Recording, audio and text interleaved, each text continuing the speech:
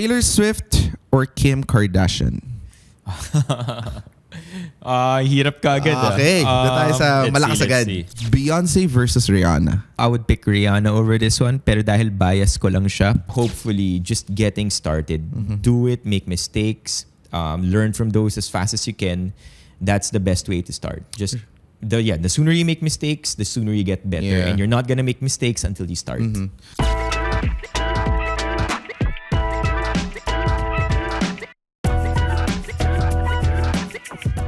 Hello, everyone, and welcome to Built Different, a leadership podcast where we strive to make ourselves better through the different stories that we share every week. And for this episode, we are here at the studio of Shoppertainment. So thank you for the Shoppertainment team for letting us use this studio. Sobrang ganda. Ang ganda ng lights niyo, ang ganda ng background natin dito. And syempre, paired with a very good studio is our guest. So our guest is Mr. Carlos Benipayo, and he is a streamer, a content creator, and he do a lot of stuff, no? And you probably have seen him in YouTube. He does a lot of contents, amazing contents, and we're gonna talk more about his journey, his content creation, some of the tips, his workout routines, anything about the discipline, stuff like that. So, Carlos, thank you for joining us in this episode. Happy to be here today. Let's do this. Now, syempre, first of all, bro, thank you for accepting our invite. Happy to be here. Yes. So, thank you for making the time on anong araw ngayon? Wednesday, no? Yeah, this Wednesday a Wednesday. Coding ako today. So, yep, Same. It's Wednesday. Okay, nice. Yeah.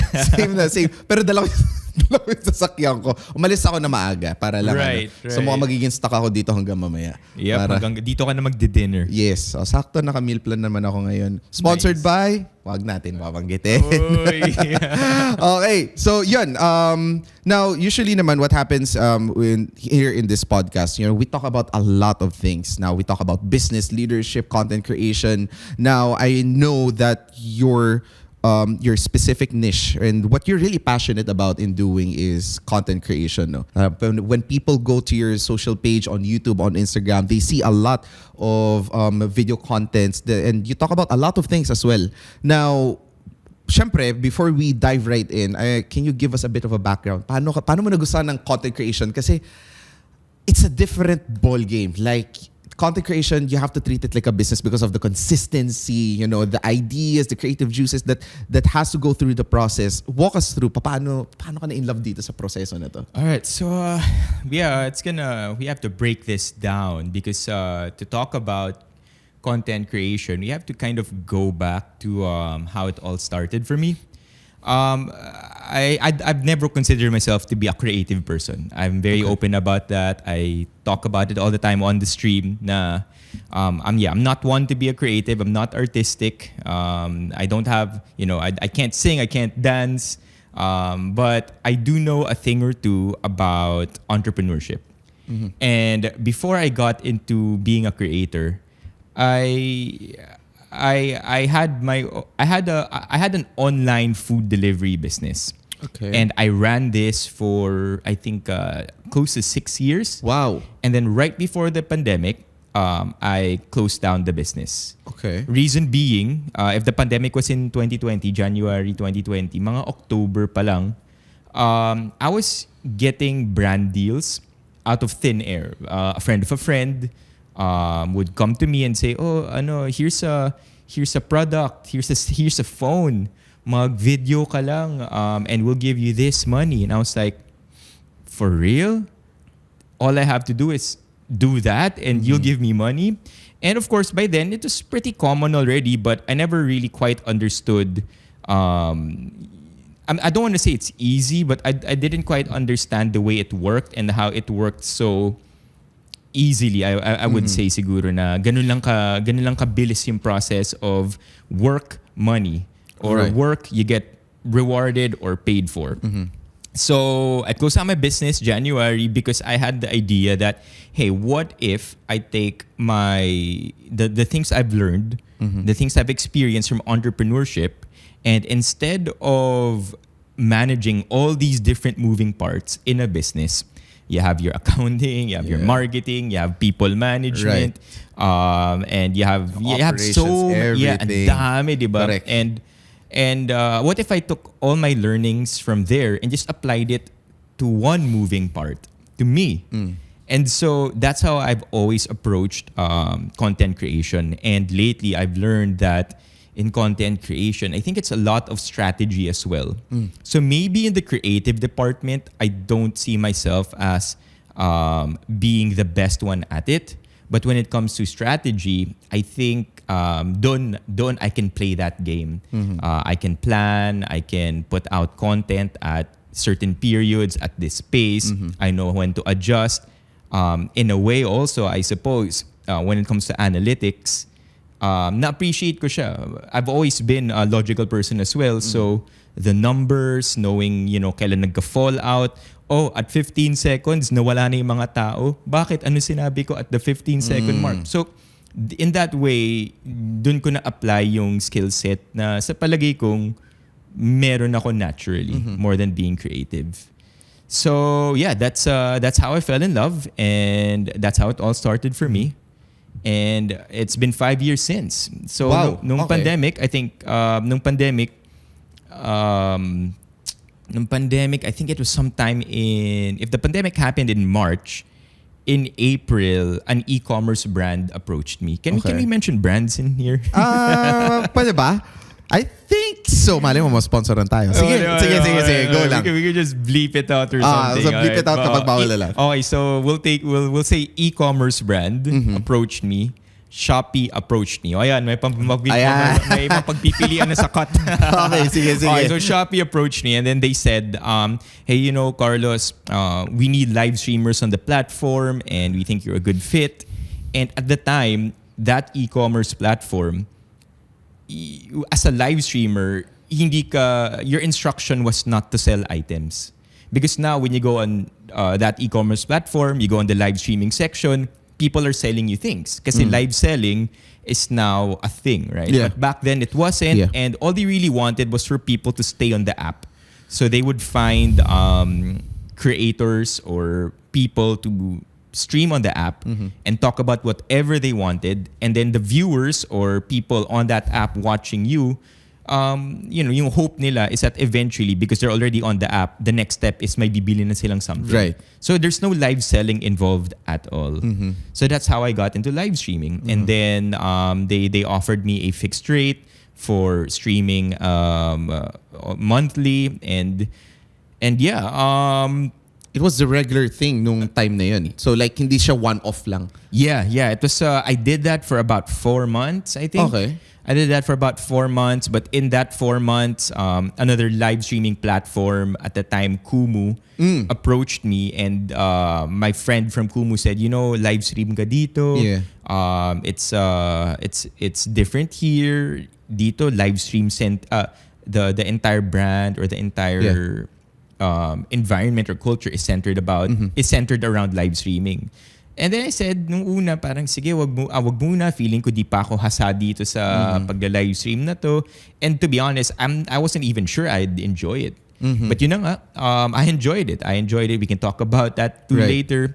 But I enjoyed it. Next thing you know, I had to say goodbye to my manager over at that e-commerce platform. Okay. Kasi gusto ko na lumipat ng Kumu. Right. And just go at it full blast na. Right. Maging live streamer na. I think siguro one of the main factors what made you really successful was the timing siguro. And I'm not sure if you would agree to that, because when pandemic hit, everything, especially online, was at its all-time high.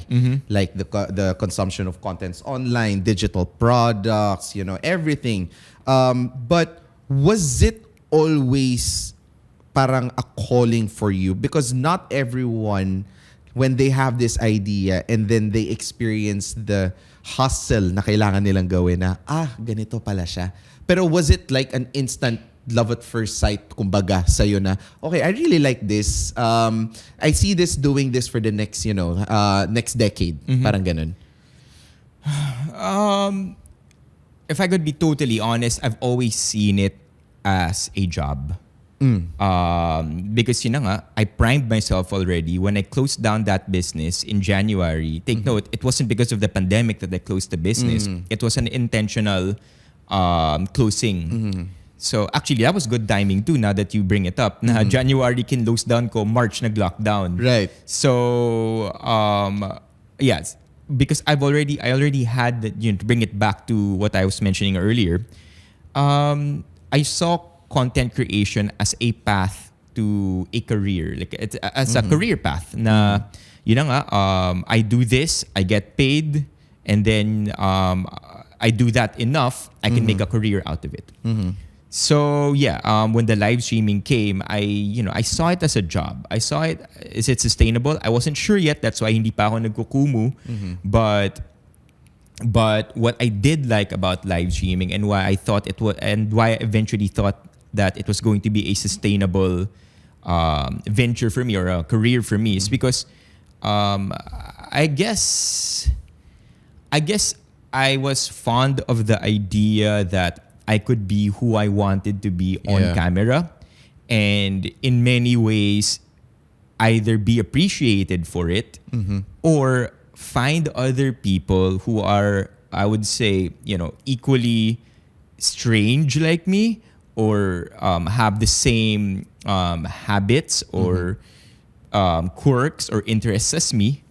And we could talk, we could go on this platform and talk to each other and have fun and talk about random stuff too. And when I think about that, and every time I do think about that, it's what makes me keep falling back into live streaming. Kasi it's never the same. It's a different experience every day. And yeah, what better job, right? To be in than to be in a job where you can just be who you are. Exactly. Kasi especially with the trend of whatever we're doing right now, sometimes, especially when you're working for someone, diba, you're always contained with this mindset now, oh, this is what the management probably wants, and I have this amazing idea, but I cannot push through with it kasi yun nga, ang daming limitations which is the beauty of being self-employed or having your own venture. It's, you can do whatever you want, but you can own up, but you have to own up to whatever mistakes. Oh naman, yeah. Sure. I think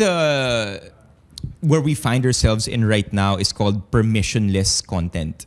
Okay. In permissionless media, I forget the technical term, but I remember for a fact that permissionless is one of the keywords. You have your traditional media, diba? And like you mentioned earlier, in traditional media, kapag may gusto kang i-execute, may red tape. Papaalam sa boss, papaalam ng boss mo sa boss niya, and then you have to go through several regulations to find out if it's going to be okay. Next thing you know, your original idea has already been watered down, and it's not even what you really wanted to begin with. Correct.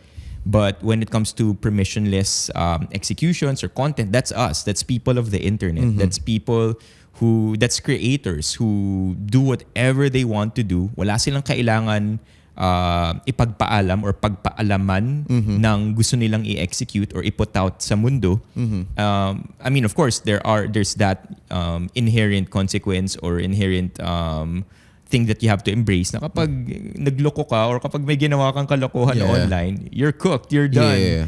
But at the same time, of course, you also have that kind of freedom that you enjoy in terms of being as creative or letting your imagination go wild, executing on it, and then putting it out for the world to see. Yeah. And syempre, you as a person, when people go to your YouTube channel, na you do a lot of reaction videos as well, diba? So especially na kung ano-ano yung mga nakikita natin, and people tend to just react in, it's subject to self-interpretation, lahat naman na nakikita natin online.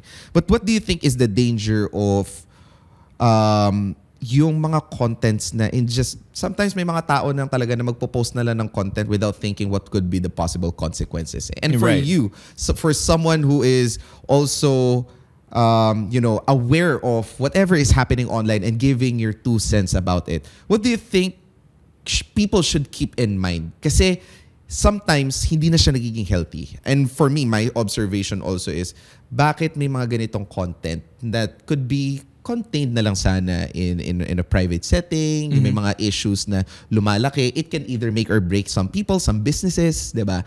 But what would be your 2 cents also on that kind of parang content ecosystem na, sige, publish natin, bahala na kung sino masira dito, kumbaga.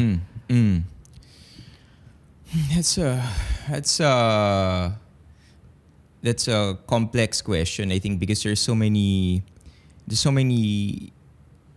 angles to it, so Right. many ways to unpack that as well. So let's start first with why people are the way they are when they post content. And then maybe we can talk about like why people post that content and why don't they think about it? Yun na lang. Sige, dyan tayo. So, Maraming pwede ma-stretch yan eh. Okay, so why I think people post whatever they want to post is because, again, it's permissionless.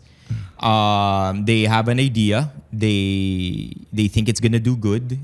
And perhaps it does. And they get sucked into this idea of, validation online.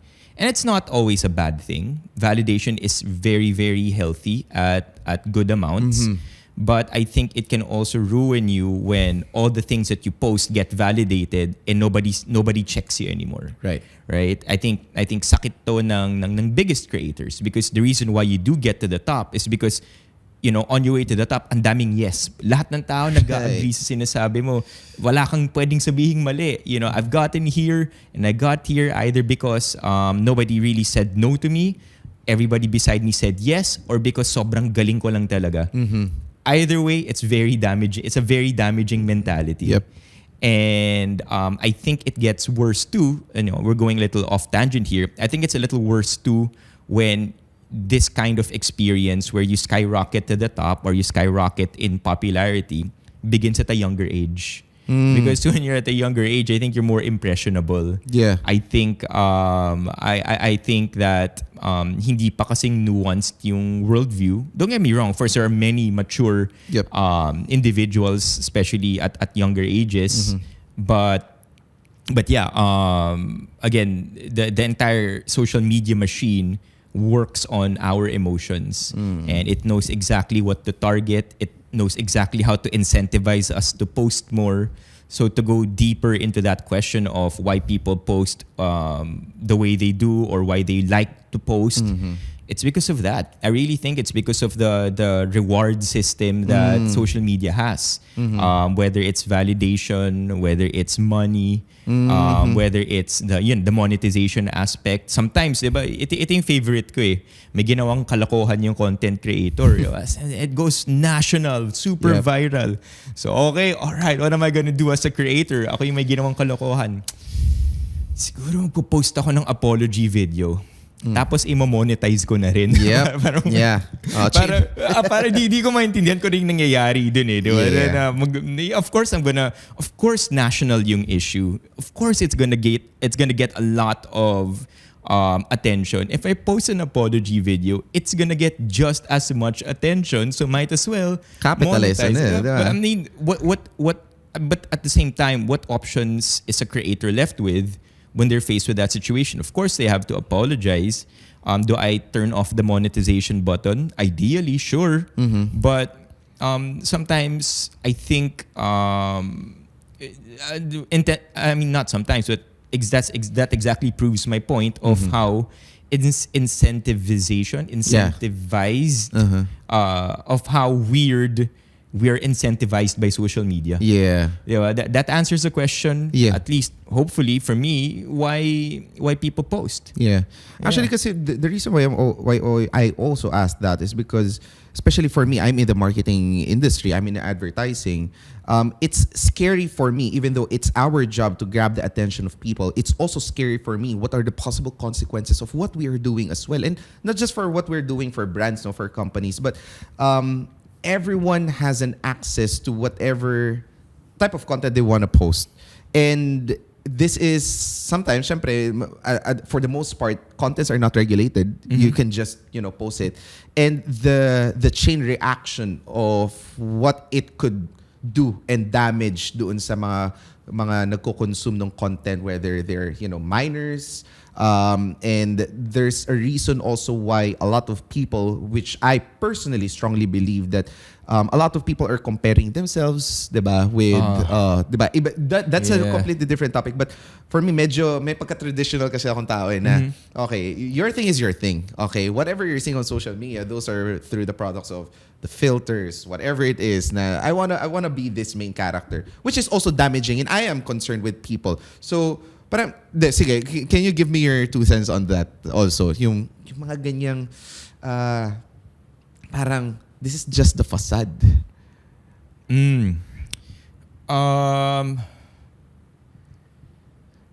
think it's perfectly all right for you to have an online persona. That's, for me, you're like, maybe if that's your shtick, that's your thing, that's your gimmick, you can have an online persona if you want. It can be a persona that's perhaps so different from who you are. It can be a persona that you only show to the public. And it could be for whatever reason. It could be maybe because you just want to be, it's your outlet for creativity. Maybe in real life, you're reserved. Maybe you're just somebody who's not, who doesn't want to be that funny. Maybe trip mo tahimik ka lang. I mean, we have so many celebrities who are good at what they're doing but openly exclaim na introverted sila talaga, di ba? Right. Maraming ganun. So it could be definitely a creative outlet. But to get to more of your point, where it becomes dangerous, I think, is when nagiging isa na lang yung naliligaw ka na. Hindi mo na alam Kung sino ka. And what's worse is, what if your character online is somebody who's a little bit on the edgier side? Yung medyo mas reckless and medyo mas makulit. Talagang medyo mas nagpupush. Somebody who pushes people's buttons. Right? Somebody who's a little more abrasive also. And then that character gets a lot of recognition and validation and acknowledgement. But ikaw, in real life, who you really are, it doesn't get a lot of love. Correct. So now, what happens, diba? Like, that's why I say it's so much more dangerous when somebody much younger gets super popular quickly. That's true. Because I think their character doesn't get formed through life experience, through their personal experiences, but through the validations of others. Yeah. So yeah. Yeah, I think that's really true, and I agree on that. Especially with the side of, like, for people who at a very young age gets the taste of, success, fame, validation. Because no one, I mean, study all you want, but no one will teach you how to handle fame. Diba? Yeah, that's true. That's true.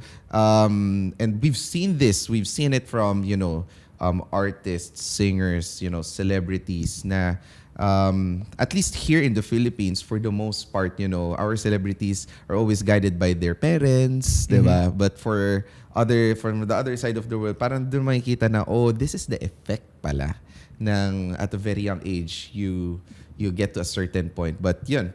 But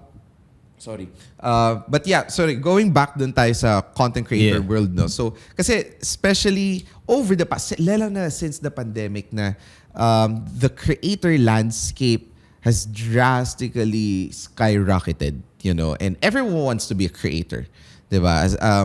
Gusto ko maging content creator because I am inspired by the contents that you post. They are inspired by the contents na pinopost ng mga favorite content creators nila. And then they aspire also to be that. What do you think is your parang generic, kasi syempre kanya-kanya ng starting point. Yeah? But what do you think is the generic starting point for anyone who wants to go into, kung tinatawag natin sa business, red ocean, or medyo marami ng content creators na gusto ngayon eh. So yun, what do you think would be the best action step? The best way to start?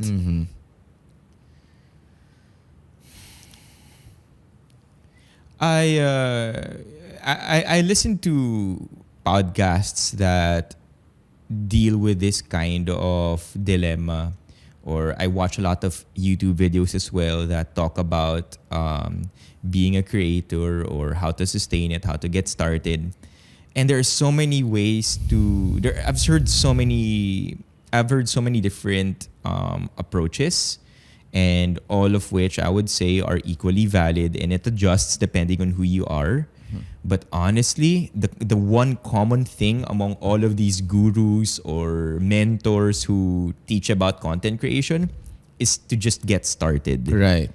Because oftentimes when people want to start, and I've seen this firsthand myself when I have friends also, and it did happen to, it happened to me. It also happened to my friends. Oftentimes when we want to get started with being a creator or creating a career out of this, they want to lay out some kind of planning ahead and getting things perfect. Kailangan pulido na. Kailangan I have this gear. I'm able to execute on my speech or on my spiel perfectly. Dapat meron na akong 5 future videos na nakapark. And then before you know it, you never got started. Before you know it, hindi naman sa tinamad, pero there's a quip for this, a term, or paralysis by analysis. Analysis paralysis. Yun, yeah. parang wala na, napako ka na because you never got yourself lifted off, because one problem is just thinking about one problem might just make you think about more problems related to that problem. So yeah, I know it's kind of a cop-out answer or it's a non-answer, but hopefully just getting started, do it, make mistakes, learn from those as fast as you can. That's the best way to start. The sooner you make mistakes, the sooner you get better. Yeah. And you're not gonna make mistakes until you start. For based on your experience, no? Kasi syempre, when you're creating a content, you have to make people stick to the content as much as possible until the end, diba? Sinasabi nga ni Mr. Beast na retention talaga ang key metric niya talaga for a lot of his YouTube videos. For your own process, like how do you study yung sigurado, kasi you mentioned it earlier nga na nag-drop sila at this second, anong sinabi ko, ganyan. How do you make people stick to the content, and how do you make people wanting more from you dun sa paggawa ng mga contents ng ganong klase?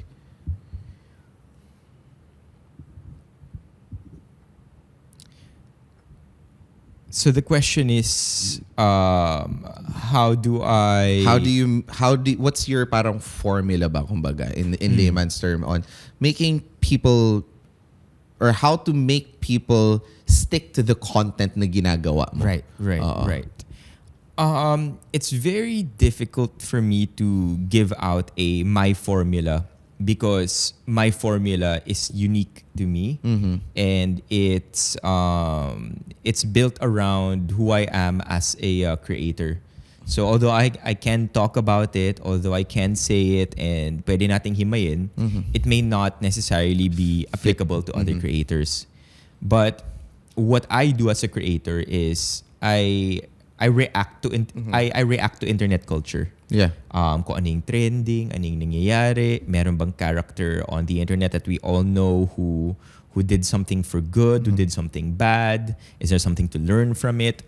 So for the most part, for as long as, and this is not my original answer, this is actually an answer that I'm inspired from. Are you familiar with Marques Brownlee? Yes. MKBHD? MKBHD. He did say it na parang for as long as the tech DAO is interesting, then he's gonna have something interesting to talk about, and hopefully that keeps people engaged.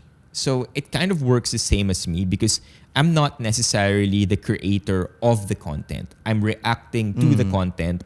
And I think it's people's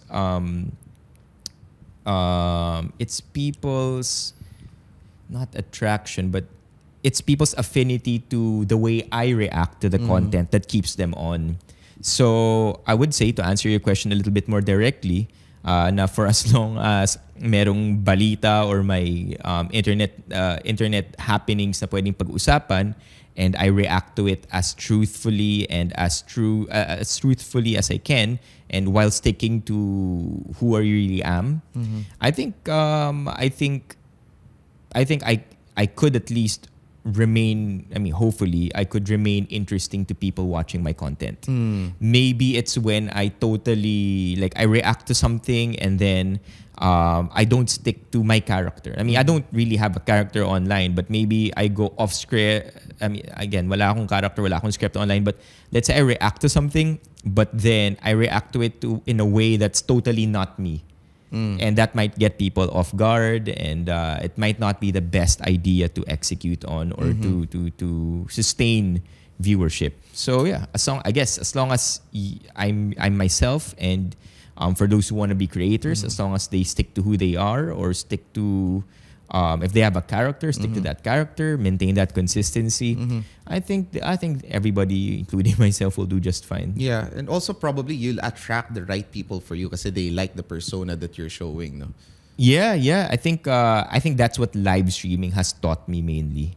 There are many live streamers who can pull off a character for hours at a time. Right. But when you're talking in front of a camera for 1, 2, 3, 4 hours, lilitaw din at lilitaw kung sino ka eh. And so I thought I'm not creative, nor am I artistic enough to maintain or sustain a character for that amount of time.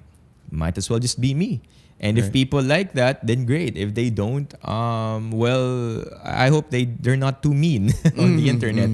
Yeah. You know, kasi we were talking about this earlier, no? Especially with the streaming ecosystem here in the Philippines. Na you're doing your streaming on YouTube. Yeah, yes. Correct. So you do it Monday to Thursday, correct? Yes, I do. Okay, so Monday to Thursday. Sometimes Fridays. Sometimes also, Fridays. Yeah. Ano yung dependency kung trip mo mag-Fridays? Pag walang lakad or wala akong foresee na plans every Friday, I'll do it because I think being a creator, we don't really have to talk about it that much, but being a creator, it's no work, no pay. Oh, for sure. For sure. So if I could pull off a Friday, I do it. Yeah. Okay. So yun nga, kasi especially on social media, no, and yung mga younger demographics could probably relate to this na we have some of the most popular streamers like iShowSpeed, sila Kai, or sila KSI. So nagsistream pa rin naman sila. And that is a segment that is focused primarily on the Western. But I want to pick on your brain also because streaming is not really like yun yung available knowledge ko in terms of marketing, branding, stuff like that. What do you think is like the trajectory of the streaming industry here in the Philippines? On your own experience. All right. So to begin with, I have very limited knowledge about this topic because I can only really speak for myself and what I see. Kumbaga, I think so somebody who might know more about this would be somebody who studies trends talaga for a living. But based on what I see, I think we are still a little too parang bata pa lang ang live streaming dito. It still hasn't yet taken off full blast. Yeah, it's at its infancy. Primarily because the kind of content that, or at least the kind of content that we see online when it comes to live streaming is not yet that varied. We're still talking about the best streamers or the ones who perform the best on the internet when it comes to live streaming are still singers. People who sing on stream, get requests from their supporters and get paid for or get rewarded for singing their song requests. And I would love to see more. By the way, I don't want to put anybody down, or I don't want to. I don't mean anything by singing ang content natin dito, and parang it's not good. Of course, it's okay as long as we have streaming. Buhay ang streaming, but yeah, I would love to see more varied content online. I would love to see streamers talk about so many different things and explore many different kinds of topics. Because apart from singing, there's gaming. But apart from those two things, maybe I could be wrong. Maybe I don't watch enough local streamers. But we're very limited. In the US or in other countries, there is this specific genre called just chatting. Just chatting is basically just talking to your audience, Yeah. or letting the stream of consciousness flow from Yep. one topic to another. Kung meron kayong gustong pag-usapan natin yan. Pinag-uusapan natin ang NBA. Okay, ano meron sa NBA? Napunta tayo sa Kardashians. Kasi jowa nung Kardashian yung nasa NBA. Okay, let's talk about the Kardashians. We're talking about TV shows now. Have you seen this? So kumbaga talaga may stream of consciousness that just goes from one topic to another. I'd love to see more of that. Because there are so many talented people who are just natural at conversations. And, I would love to see them live stream and be successful at it. And, in other countries, that's the norm. It's now overtaken most forms of live streaming. Whereas dito, again, it's a lot of singing and a lot of gaming. Yeah. Would love to see more varied content. Yeah, especially dito sa Philippines, no. If there's something that I observed in terms of content topics, it's really on the entertainment side. Kasi we are fairly more mas nagko-consume tayo rather ng contents that make us fun, make us laugh, make us more of like nagsaspark yung interest natin na talaga ganyan pala siya. So more of like mga celebrities, especially nung pandemic, that's the rise of talagang nag-skyrocket sila Kong, 'di ba? Kasi primarily it's content talaga that entertains. But for you kasi you also talk about finance, 'di ba? You also talk about like yung mga other reaction videos. If you doon sa mga discussions mo and if i-categorize mo siya, what do you think are the topics that people react most to? Like, if you talk about money, do people, like, you get the reaction talaga na hinahanap mo? Or if you talk about medyo kalokohan, mas grabe ba yung reaction ng mga tao? Mas grabe ba yung engagement? What do you think is, like, yung sarili mong trend? It definitely, tama, sarili kong trend. It definitely depends on the audience that I attract. And it will vary per creator because some creators might attract a viewership that is interested in different topics than my audience. So particularly my audience, food works a lot. Okay. The topic of food, because I think in general, food is very relatable. Yeah. Chismis is the best, but I don't like to dive too deep into it, especially if it doesn't have a lot of basis. Like I like the idea of talking about other people, but only if we have grounds for it. Meaning to say, may chismis. Kunyari, sige, may chismis, may drama yung pamilya ni ganito. Okay, let's talk about it. But then, if it's pure chismis na wala man lang basehan or we don't have information about it, I don't want to go too deep into that yet. Antay tayo. I'm sure may lalabas dyan na more information. I would love to see this develop some more. Ganyan. Pero let's say there's enough information about it. Let's say there's something that there's tangible stuff that we could add to the conversation. Yeah, let's talk about it. Is there something to learn from it? Itong pamilya na to, controversial sila kasi ito yung ginawa nila sa ganitong pamilya, sa kabilang pamilya. Okay, sure, let's talk about it. It sounds fun. Talking about, we're not completely oblivious to talking about other people or having fun discussing about other people's lives. We literally watch vloggers go about their lives, get coffee, and call it a day. So, syempre, kapag pag-uusapan natin yung intriga sa buhay ng iba, that's cool. Yeah. But I think at the end of the day, pinaka-importante sa akin, ano yung mapupulot? Yeah. Or maybe, are we missing something? Maybe ito yung naibalita, ito yung kumakalat ng chismis, pero teka lang, parang yung kwento may kulang. Why are we not getting that side of the story? Why are we not getting a more nuanced view on it? Why does it seem like binabash niya lang yung tao? I don't want to say walang substance, pero walang there's nothing more to it other than just hating on somebody. I try my best to shy away from topics like that. Kwento mo yan, bida ka. Parang mga ganun. No? So, actually, maraming ang ganun. No? And personally, I also wanna hear, like, especially kapag may mga ganyang chismis, kumbaga, that sparks my interest. Ano, I can't ignore yung hindi ako magre-research eh. So I need to really go deep kung saan mang source yan, and then I'll try to connect. Kasi especially with part yan ng pagiging parang responsible internet user or content consumer. Yeah, of course. Diba? We don't believe lang kung ano yung let's not believe kung ano lang yung nakikita natin. Especially right now, anyone. Kaya ang dami ring nasa scam.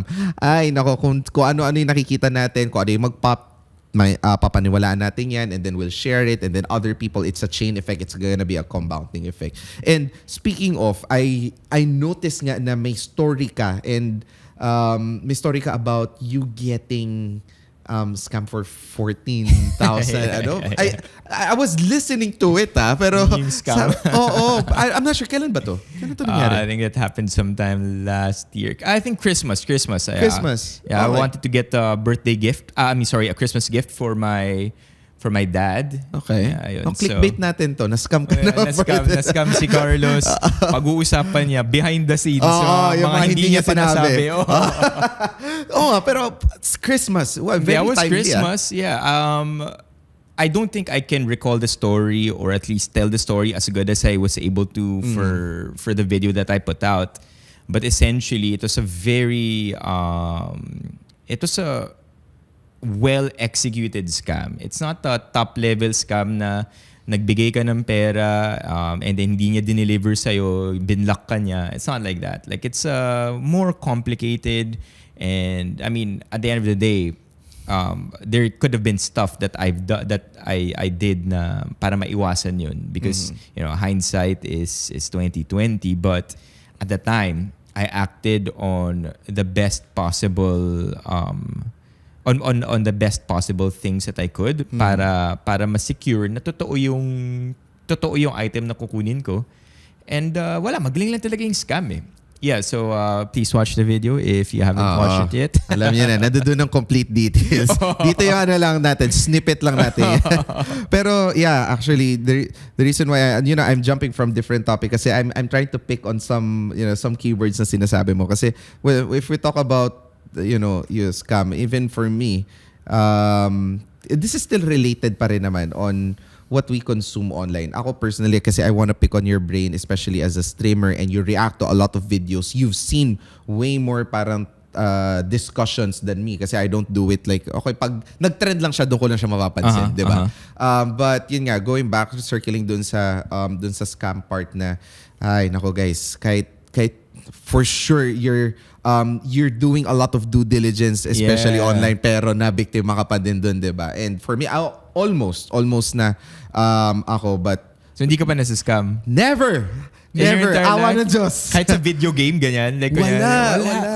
Sorry, medyo matagal na ako hindi naglalaro ng mga games. Yeah. How do be you, man? I've gotten scammed quite a few times. Pero yun na yung pinaka malupit. Super outdated, especially for games. Dota 1 pa ang alam ko. As in, ganun na ako kalayo na And the reason why I'm trying to avoid mga games, kasi yung addiction level ko talaga pag na-immerse ako sa isang bagay, it's impossible. Pag bumili ako ng PS5, mga businesses ko babagsak yan kasi nagpi-PS. Yeah, because you wanna be the best, or you wanna progress, tangible gains sa game na to. Exactly. Yeah. Ganun mismo yung ko. So, awa ng Diyos. But just to share, kasi girlfriend ko noong time na yun received a call kasi from a bank, which yung bank na yun, I used to work with that bank before. So, and then they were asking na, may na-charge po na ganito, certain amount. We're gonna send you a one-time PIN, and then please send niyo po sa amin yung PIN na yun, ganyan. And then the conversation went for about 30 minutes, and I was listening. I was doing my own stuff on the side, and I was kind of listening. Sabi ko, parang hindi ganyan yung line of questioning namin dati. Yeah. And then, okay, sige, nandito sila sa bank na to. You never give your OTP. That's I think this is mandated by Bangko Sentral ata. You never give your one-time pin. And then they were asking for the one-time pin. Strike one. Okay. And they were kind of parang they want her to do it right then and there. Strike two. Ito pa, they used the same domain of that bank na nasend nila sa email to prove na okay, legit sila. And when I checked, first thing sabi ko, okay, legit yan. Okay, nung nakita ko na siya, sabi ko, and then dun sa mga line of questions, sabi ko, speaker mo nga, papakinggan ko lang. Sabi ko, tanong mo nga kung sino yung boss nila. Kasi hindi sila makapagbigay. Sabi ko, sino na lang yung parang sabi mo ng team leader nila or any person in that department na, kasi I know doon sa lahat ng department nila, never sila nakapagbigay. And then I told them, sabi ko, mute mo, ibaba mo na yan kasi that's a scam. What if just a regular person, wala namang knowledge kung sino yung tao dun sa loob, and then using the same email, they're able to send a one-time pin using the name of the bank dun sa domain. Circling back dun sa sinabi mo na, it's all well planned. Yeah, scammers, man. Imagine if they put that energy into doing something more productive. Yep. Sobrang galing nila. They could actually be successful in their own right. Not as scammers, but as maybe entrepreneurs or creative people or maybe in their job. Sayang sa talino nilang yun. Feeling ko That's true. They can come up with something nice. That's true. Yeah. I mean, nakikita ko, I'm not sure if you've seen this content creator who's promoting na kung mag-illegal ka kaysa sa magko-corporate ka. Ewan ko nakikita mo di ba nakikita mo yun? Yan ba yung parang bata? Like he sees you on the early 20s. Yes, early 20s. I think I'm familiar with yung kung mag-illegal ka lang, huwag ka lang magiging greedy kasi doon ka na mahuhuli.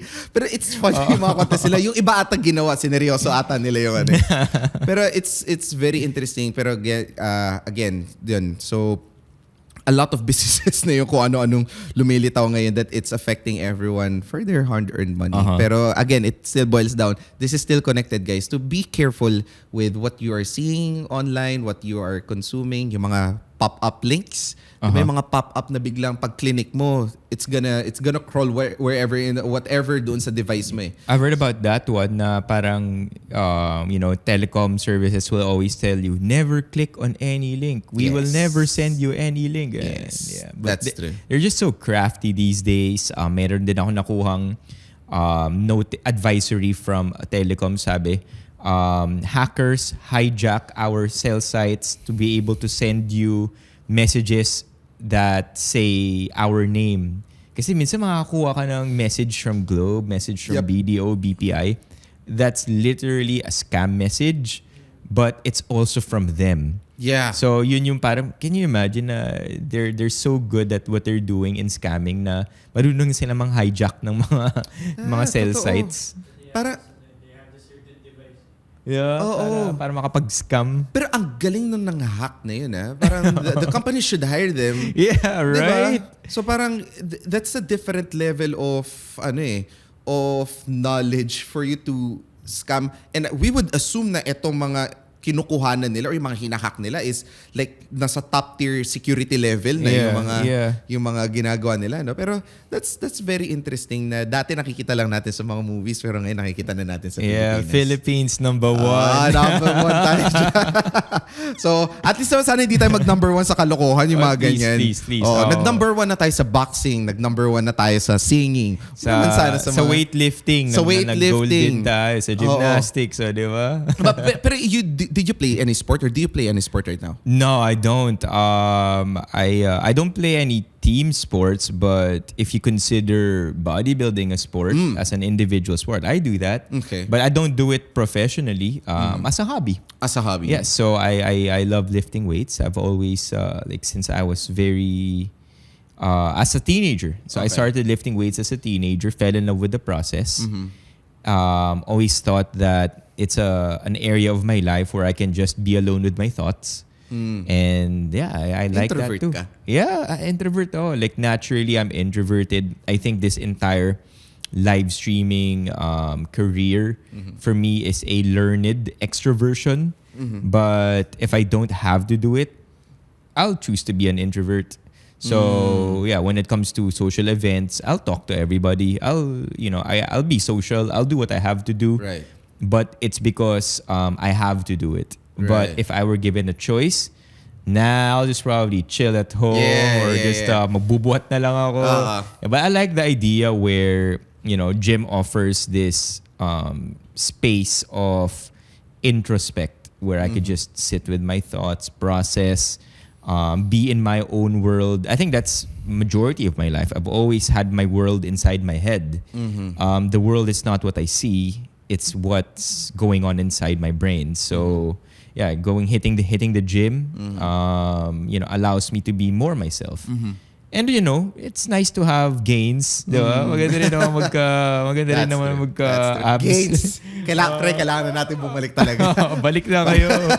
Medyo na busy lang sa mga responsibilities sa life eh. Pero yan. Well, yeah, kasi the reason why I'm asking that, syempre, when we saw you, sabi ko, halata na nagbubuhat talaga. The discipline there, the chest is pumping in. Pag parang nagpump ata nun sa rubber na, yung tension band na. Pero yeah, kasi syempre, working out is also a way for a lot of people to release stress. Me being 100%. Being a former athlete na kasi minsan kahit nawawala ako sa workout, dun sa workout parang pace ko. I always find myself na babalik pa rin ako. What sport did you used to play? So I played taekwondo for 10 years. Okay. And competitively also? Yes, competitive. Okay. Nationals and mixed martial arts, I trained for 5 years. So, yun naman, hindi siya yung talagang URCC type. I was kind of like, okay, medyo marami-rami na ako injury. Damihan pa natin injury natin. Mag-MMA tayo. So, or, wala. Mabait po ako. Okay. Pero, yun, it's more of parang even up until now, since sanay ako for over past 15 years na ganun yung sport ko na it's high intensity, always training. And when I was playing taekwondo, we trained 3 times a day talaga. We do a lot of tune-up trainings with different universities, different teams. Ngayon kapag, syempre, medyo gumagano na yung mga joints natin because of 15 years worth of injuries. Yung mga chill sport, hindi ko siya na-enjoy. Right. Probably the competition aspect na miss mo ba? Yes. The winning, the losing. Yes. Yung the grind, parang, the prep. The grind, the tension. Yun yung the tension always na syempre before parang in taekwondo during nung time namin na talagang physical pa talaga yung taekwondo. Parang for you to win gold in one night, you have to win 6 fights. So, syempre, minsan may mga time pa nga, lalaban ka 8 a.m. first fight. Ang next fight mo 5 p.m. Wow. Tapos after 30 minutes, tatawagin ka ulit. Tapos yung last na kapag super laki ng competition, minsan yung last fight mo is gonna be 2 a.m., 3 a.m. na. Are you saying that the reason why hindi ka na-engage sa sports na tinatry mo gawin ngayon is because parang it no longer gives you that kind of grind or yung hirap na hinahanap mo? Yes, for sure.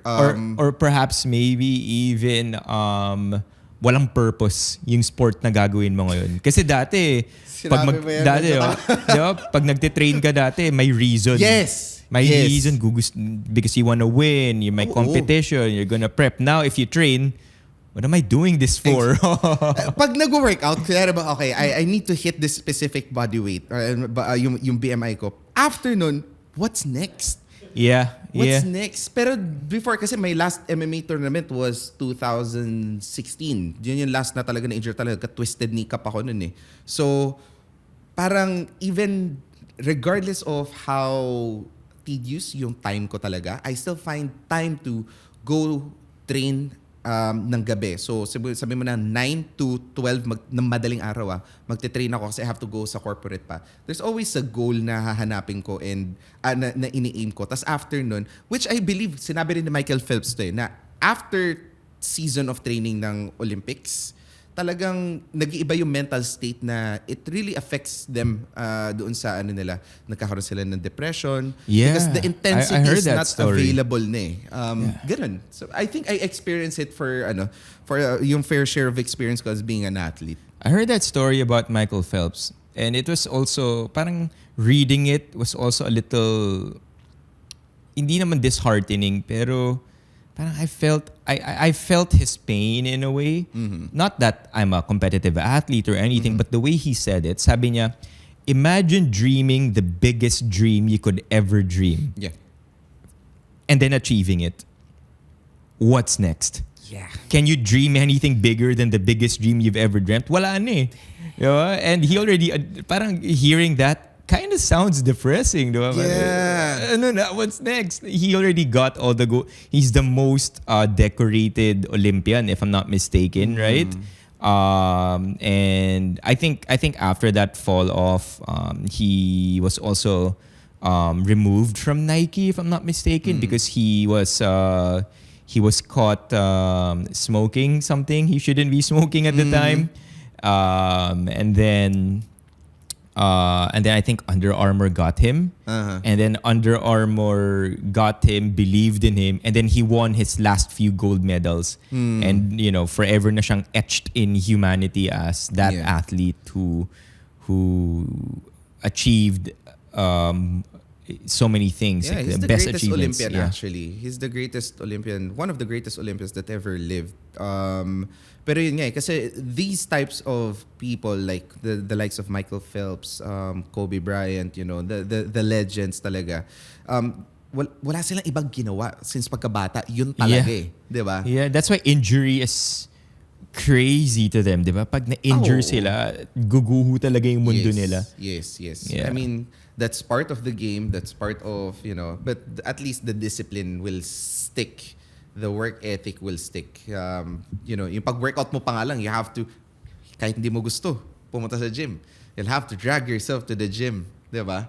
So, pero eto, last question. Siguro, probably last two questions. Okay. In terms of discipline, kasi I'm a fan of, the discipline talaga helps you kahit gaano ka motivated.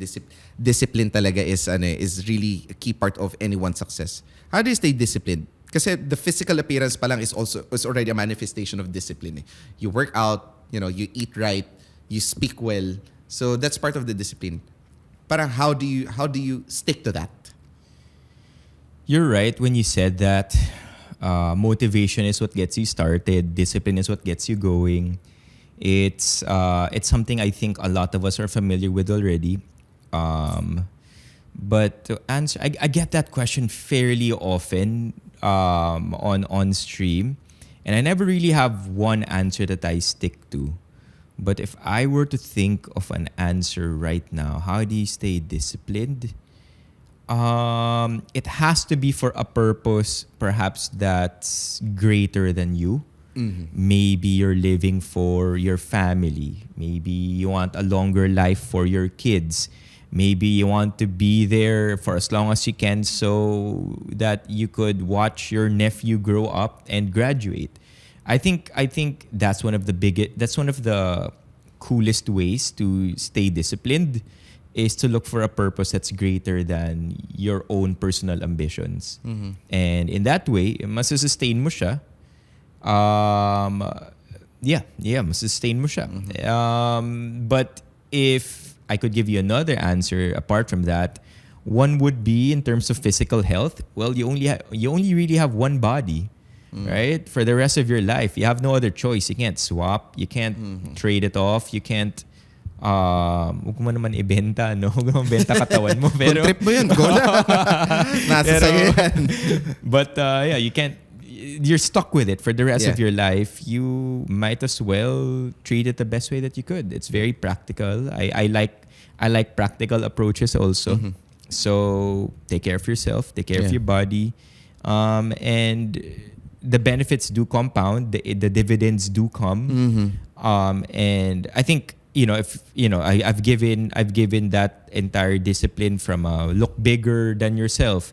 Look beyond yourself. I've also given motivation that it's very practical. If there's one that's a little more vain, a little more superficial, but maybe that works for some. Again, getting into the gym or getting into physical fitness, many reasons to start. But yeah, again, if there's a vain reason for you to start or to keep going, just think of your fitspiration. I don't know if that word is even used these days. Pero fitspiration. Inspiration. Diba? That fitness idol you've probably been looking at, or one of the very first ones that you found motivational. Mm-hmm. Look at them when they were young or when you first saw them, and look at them today. Chances are they barely aged. So that's true. Just think about it. Think about your idols. They look the same. Yeah. And because physical fitness, the more that you use your body, the more that your body has reasons to stay young. It's not aging itself because it's being used all the time. So if it ages itself, it's to its own detriment. Kasi, pero if you don't use it, it has no reason to sustain itself. It's nature's own way of dealing with things, right? Use it or lose it. Yun yung That's true. term Actually, for it. totoo yan no? Kasi like Mark Wahlberg, medyo hindi naman masyado nagbago yung itsura niya. Yeah. Mas naging mature, no? Yeah.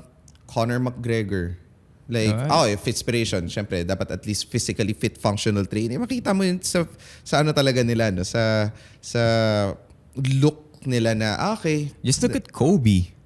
Yes. Kobe looked the same Yep. when he was 17 all the way until he is 40. Mm-hmm. Kobe looked the same. Mga athletes, they look the same. Yeah. Iba yung mga discipline. Kasi syempre kapag nakikita natin sila na naglalaro na, no, parang, okay, magaling siya. Pero, my God, I mean, I know a lot of athletes na even kahit local athletes to, iba ang pinagdadaanan talaga nila off the game talaga. Even off season, magkaroon lang yan ng cheat day once or twice. Pero babalik pa rin yan sila sa ano. Yeah, they're committed. They're a whole different animal talaga. Yeah, totoo. Gagaling ng mga to. Totoo. I mean, kaya being an athlete, as much as possible, if the kids can start doing sports as early as possible, yung mabuild ba yung disiplina na, okay, so, pag natalo ka, talo ka. There's no excuses. Like that. Yeah. There's no last place trophy. You have to earn your way to getting it. Yeah, talaga. Growing up, I have a story to tell. I remember I was in grade 7 yata. Meron ba kayo sa class nyo dati parang group or class elocution where your entire class recites a poem in front of your entire batch? Wala. Okay, so meron kaming ganun. 13 yung sections namin. Sa Ateneo. Okay. So grade 7, meron kaming i-memorize na poem. And then as a class, and then yung talagang kakaririn ng teacher. Kasi syempre, pride din ng teacher yun kung manalo sila, di ba? Kung manalo yung class. So your homeroom advisor would coach you, magte-training kayo, you're gonna do this. And then you memorize the poem, you execute it properly. And then you recite it in front of your entire batch. So okay, we did that. I wasn't handed a unique role. I was just one of the people in class speaking together with the class. So okay, but I did the best that I could because bit-bit ko yung klase ko and it's nice, right? So we talk about it in class. And I mean we execute on it and we finally recite the poem in front of the batch. Okay, great. All right, I feel like we can win. Kaya to. And so awarding time na. Every class does it. From the first class to the 13th class, everybody does it. Okay, award time na. Yes, please. I hope we win. And then best in audience impact. Okay, itong si section. All right, sige, clap. Best in delivery. Itong section. Okay, clap. Best in best in organization. Itong section. Clap. Next thing you know, teka lang, bakit lahat may trophy? Para lahat kami nananalo. I really wanted to be gusto ko podium finish, third, second, or first place. Yeah. Again, wala naman akong unique role, pero talagang gusto ko yung class ko yung manalo. So going back to what you said earlier, sports teaches us that. Because tayong millennial. Are you a millennial? Yes. Okay, tayong millennial. I think we were spoiled a little bit too much with participation trophies. And I didn't really know what that meant until much later on. So when you said that sports teaches us to be losers, teaches us how to lose, teaches us how to win gracefully. I really do think sports is good for the youth. Bro, I mean, I remember before, like I'm training for a national level tournament for about 3 months, 6 months, and then on my second fight, I lost. Bro, I mean, kasi sa taekwondo may elimination pa yun bago ka magkaroon ng bronze. So imagine like the mental disappointment na your heartbreak mo. Heartbreak mo, uuwi. Siyempre yung brother ko, national team din kasi yung brother ko sa taekwondo. So Philippine team siya. So minsan ina-expect niya mag-gold ako. So papasok, sabi niya, sige mamaya na ako pupunta pagtapos na ng elimination. Tapos magugulat na lang yan, papasok na ako sa kwarto dati. Talo ka, no? Sabi ko, talo ko. Yung ganun ba na, kailangan mo pagdaanan yan. Kaya I still believe right now na yung ganung experience ko, parang kaya ang taas ng endurance ko in stress din talaga. Yung may kalyo ba, kumbaga. Yeah, kalos ka na sa experiences mo. May iba nagtatanong, paano mo na-handle yan? I've been to worst. Okay. Yeah. Na ganun siya. It's part of life, which I am very proud of na experience ko yun. Do sports. Lose. Do sports. Lose a lot. Learn a just lot. Do it. Just do it. Yun. Siguro last question. What's next for you? What's next for me? So I have a community when I live stream, and we're called Benifam. I really, really want to do cool things for Benifam. What's next for me would be our 5th year anniversary this coming September. And what we normally do is we get together, right? We get together every so often, every quarter, and then so September we celebrate our anniversary. I really want to make it special for Benifam this year because it's our 5th year together. And I like it every time we come together because we're many different kinds of people. So yeah, hopefully with the time that I have to prepare for it, I do come up with something that's going to be memorable, not just for me, but for all the members of the community. Right. So if you want to invite them, like, where should they go to join the community? Right. Well, we're on Discord. We're on Discord right now. So just hit me up on Discord. The links are in the bios of my social media. Okay, perfect. So before we wrap things up, as mentioned earlier, magkakaroon tayo ng game. Quick game. But before we do a quick game, mag-break muna tayo. Whew. A lot of insights there, huh? Before we get back to it, a word from our sponsors. The Built Different podcast would like to thank Henry's Cameras, Power Mac, Hollyland, Ugreen Philippines, Shoppertainment Live, Kappa Cabina, Surge Digital Media, Madcap Productions, Days Media Group, Jazz Up Communications. Alright, so hello everyone and we are back. So as promised, maglalaro tayo ng simple game lang naman.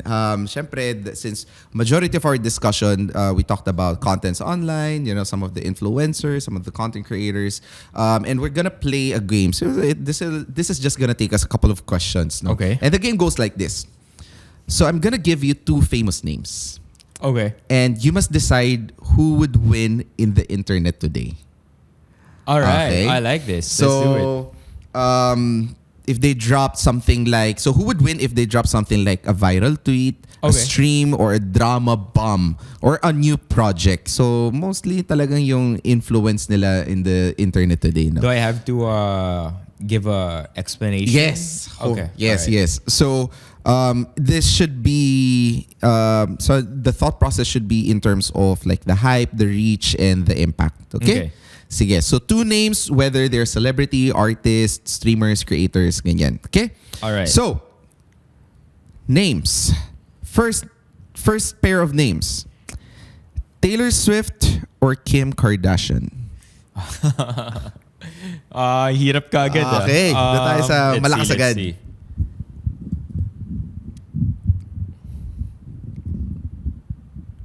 Okay, Taylor Swift, Kim Kardashian. I think Taylor Swift is gonna win. I think she Okay. has broader appeal.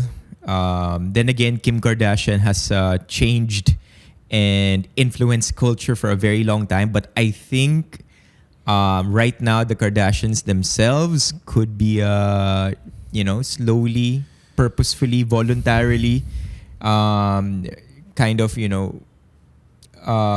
probably going away from the limelight for whatever reasons that they have. Pero si Taylor Swift, tuloy-tuloy lang yung laban niya. Never, walang kupas talaga. Like high school pa lang ako, Taylor Swift naman. na. Oo naman.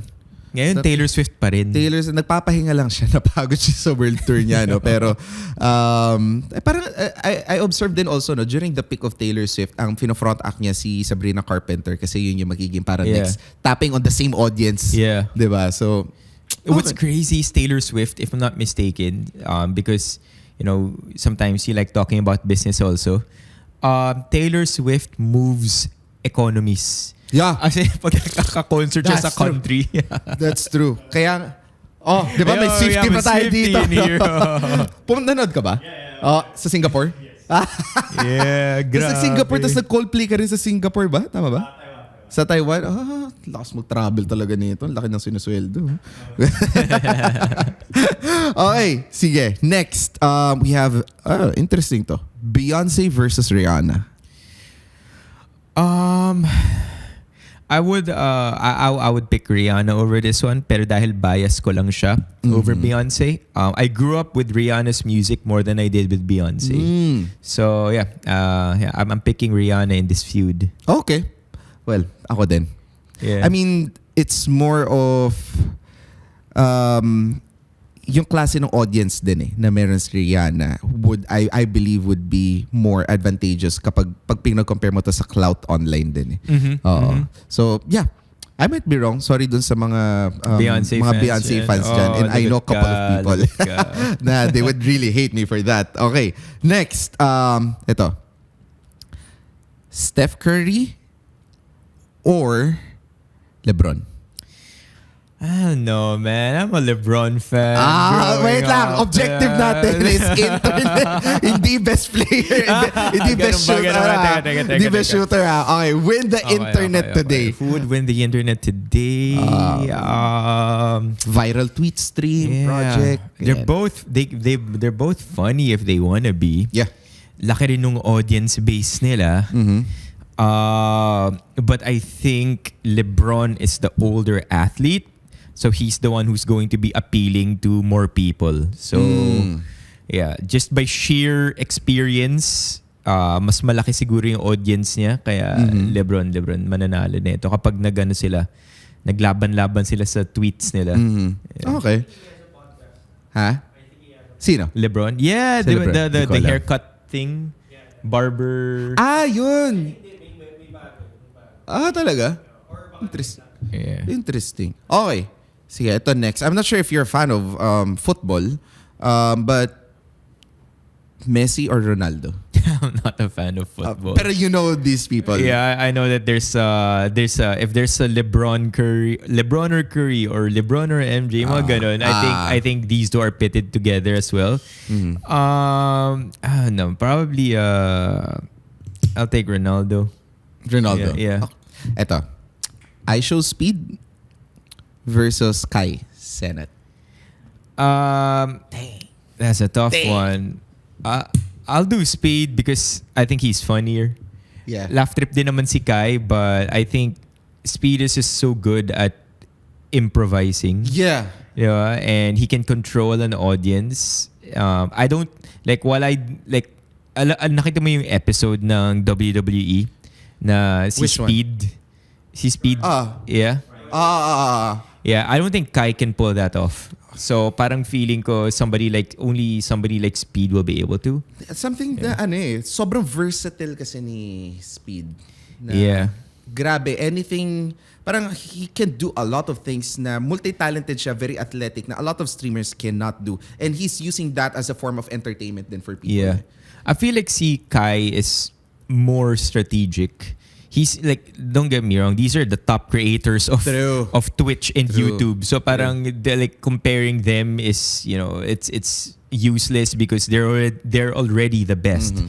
But I feel like so it's a matter of taste siguro. Mm-hmm. Yes, and in that case, I feel like Speed will win on the internet because I think Speed cares less about what he says than what Kai would say. Yeah. Parang mas loko-loko si Speed eh. Yeah. Totoo. I mean, over the past 6 months or 12 months, Speed has more virality over. Pumunta siya dito sa Pilipinas, yung Meow Meow, 'di ba? Yeah. Diba? Yung kay Pacquiao din. Yung kay Pacquiao din. Nakipag-racing siya kay Ashton Hall. Yeah. Yung lalaki na nagsimula nung Yung nasal strips tsaka yung mouth nasal tape. strips, saka yung mga mouth tape, 'di ba? So almost every month or every other month there's a viral contest. So if we're talking about like virality, I think Speed would kasi it doesn't care eh. Yeah. Kasi he just throw himself there and let's see what sticks, 'di ba? I think he's also younger. He's younger than Kai, so he has I would say yung ceiling niya sobrang layo pa. Mm-hmm. Okay, yeah, interesting. Okay. Probably last, local tayo. Ann Curtis or Nadine Lustre? That's tough. Wait, pag naglaban sila sa internet? Yun yung objective natin. Sure yun Okay. Yun yung natin. Did you know that si Ann Curtis yung unang verified Twitter account na Pilipino? I didn't know that. Siya yun. And I think, I mean, this is not at all verified information, pero kung di ako nagkakamali, because siya yung unang verified Twitter account sa Pilipinas, I think that time, one branded tweet would go for 200K. At that time, which is crazy. Wow. Many years ago. Okay. So anyway, I would say Taylor Swift too. I would say Ann Curtis. Just because she's been around longer. Much more influence as well than Nadine Lustre. Yeah. And then also a lot of endorsements right now. Yeah, like I think Ann Curtis has a really unique gift of being marketable.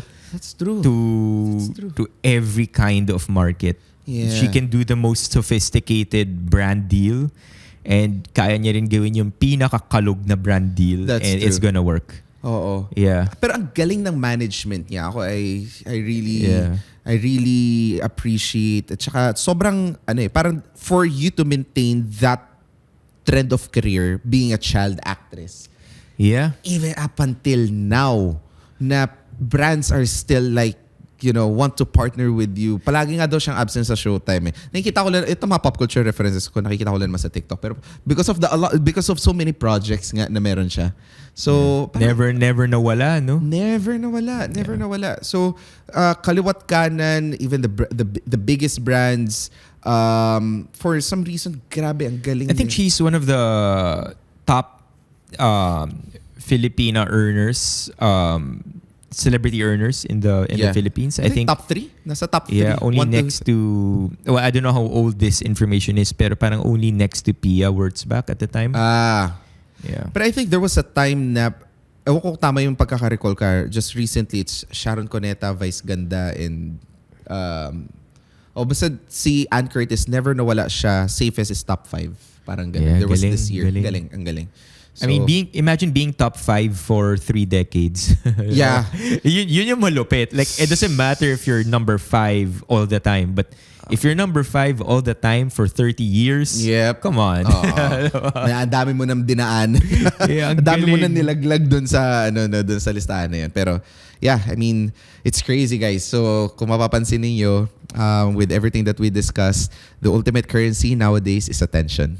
So, kahit ano pa yan, regardless, kahit even for brands, no, kahit gaano ka, kung maganda man o pangit ang produkto mo, it all boils down to who knows you more. Diba? Yeah. So, be yun. responsible too with that currency. Yeah. Of course. So, with everything that we are consuming online, and just we can just pick up our phone and then see what's happening. We have to be very careful also on how we react. One click can damage either people or companies or us. No, so we have to be very careful. Content creators. They're also trained, diba? And they're very cautious as well kung paano yung sasabihin nila. Some of these are media trained, no, to make sure na you still keep on loving them, diba? so yun. It's a tough balance, right? Between being always being politically correct, being media trained, and being who you are. Yeah. Because if you find yourself in the end where masyado ka nang filtered, you're just gonna sound like everybody else. Yeah. But if you're too unfiltered, you end up hurting other people also in the process, and you don't want that either. Yeah.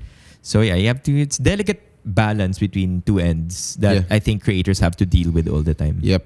I agree. So yeah, scroll responsibly and consume responsibly, guys. And with that, again, so I think we talked for about 1.5 hours. No, ewan ko kung makaabot sa cut to. But yeah, again, guys, thank you for listening to this episode of Built Different. Again, thank you Shoppertainment for allowing us to use their studio, and I hope payagan pa kami for a lot of podcast episodes kasi ang ganda talaga ng studio. Yeah, the soundproofing here is crazy. Ganda. And everything. Ganda ng backdrop. Carpeted yung floors. Oo, no? Ang lamig. Treatment. Ilang monitors yun nandito. I know. Masaya yung mga nasa likod. 12 yata yung monitors na nakikita natin. Nakikita ko yung sarili ko. Nakikita natin yung sarili natin dito. Camera 1, 2, 3. It's very, it's such a good setup. So yeah, again, Shoppertainment, thank you. And Carlos, thank you so much also. All right, man. Pleasure. I hope magawa natin to ulit. Siguro over a cup of tequila and mas marami. Alam ko cup of whey. Cup of whey. Pwede daw. Yeah, so again, guys, thank you again for listening, and we'll see you again on the next episode of the Built Different podcast. See you guys. The Built Different podcast would like to thank Henry's Cameras, Power Mac, Hollyland, U Green Philippines, Shoppertainment Live, Kappa Cabina, Surge Digital Media, Madcap Productions, Days Media Group, Jazz Up Communications.